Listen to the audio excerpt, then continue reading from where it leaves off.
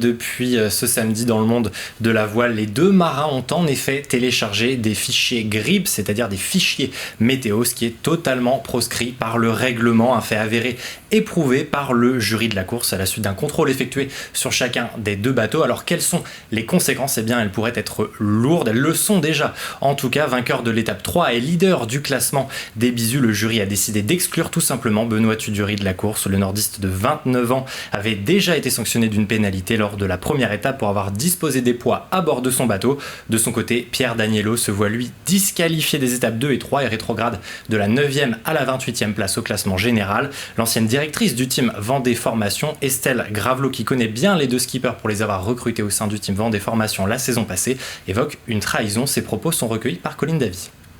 C'est une trahison, en fait. Je pense que le mot est vraiment celui-ci, c'est une trahison, parce que je me suis vraiment investie avec eux. Cette histoire de triche fait qu'aujourd'hui, tout s'annule. Moi, je suis un peu...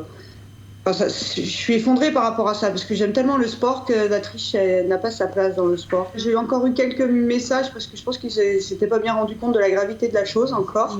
J'en ai eu encore jusqu'à hier. Là, maintenant, non, je n'ai plus rien. Et en toute honnêteté...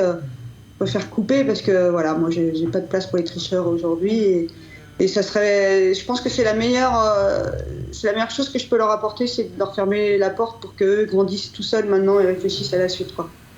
Alors maintenant, quelles sont les suites justement pour ces deux skippers ? Il faudra regarder du côté de la Fédération française de voile. Contacté cet après-midi, son président Jean-Luc Dénéchaud explique qu'une procédure disciplinaire pourrait être ouverte avec à la clé d'éventuelles mesures conservatoires, parmi lesquelles la remise en cause de la participation du duo à la Transat Jacques Vabre. Cela fait désormais peu de doute pour Jean-Luc Dénéchaud. Il est très peu probable que Benoît Tudurie et Pierre Daniello prennent le départ de la course le 29 octobre prochain.